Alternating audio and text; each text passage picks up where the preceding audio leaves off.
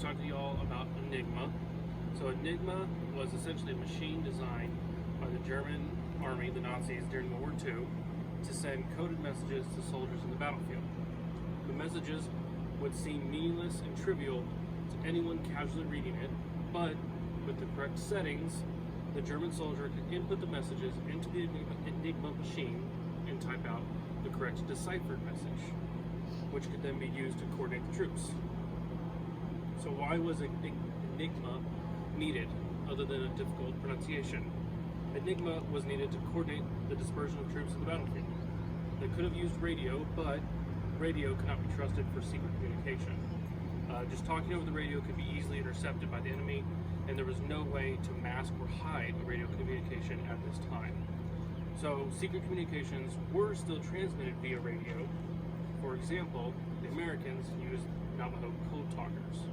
So the Navajo code talkers, their language is so original and so unique that no one can decipher themselves other than the Navajo. So they would transmit the Navajo language. They would have a Navajo code talker talk over the radio and tell the American troops where to go and what to do. And Enigma was essentially the same thing, but instead of a different language, Enigma was a language of sorts in that it was just a coded message. So anything from the weather's nice today could actually mean go north today. So that's what Enigma was. Enigma was created by German engineer Arthur Scherbus at the end of World War I. It was used by transmitting a coded message to German soldiers who would then input a keyword, which was given to them at the beginning of each day, later on in World War II. And they were enter the keyword into their Enigma machine. They would then type out the message, and in turn, the decoded message would be typed out onto another piece of paper.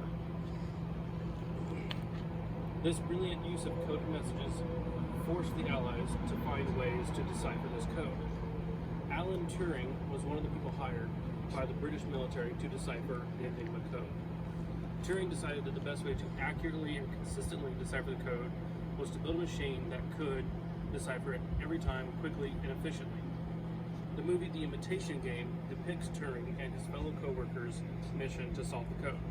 The movie helps give us a peek as to what the team went through, but as with many movies, it doesn't relate to actual events.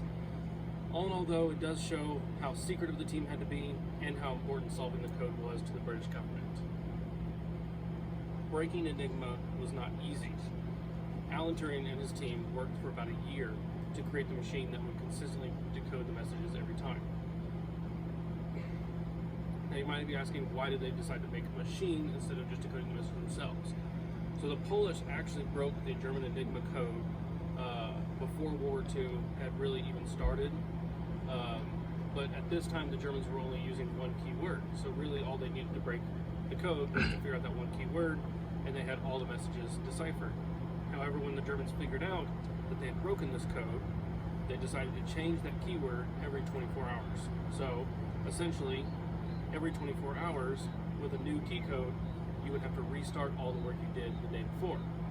So you would work for 24 hours with mathematicians from all over the world, but throw everything out at the end of the day. And Alan Turing and his team decided to make a computer that would do millions and billions of calculations 100 million times more quickly than the human brain can.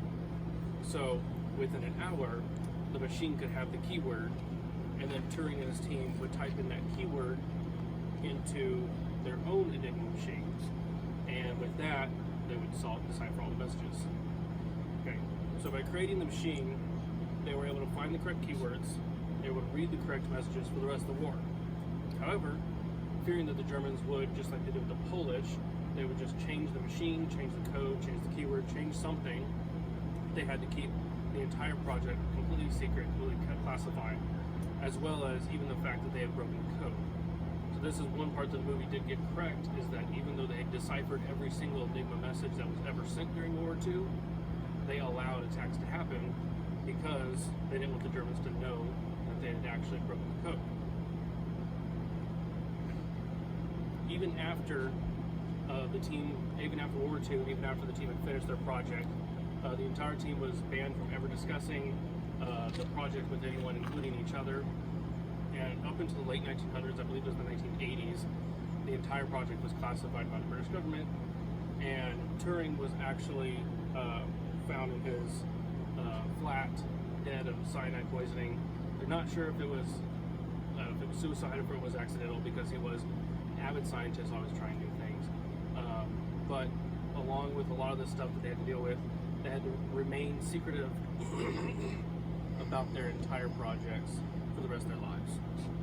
The level of classification enabled the Allies to use the knowledge of the code systematically to defeat the Nazis, though. So even though the team had to go through what they had to go through, it all did end up, as we know, very well.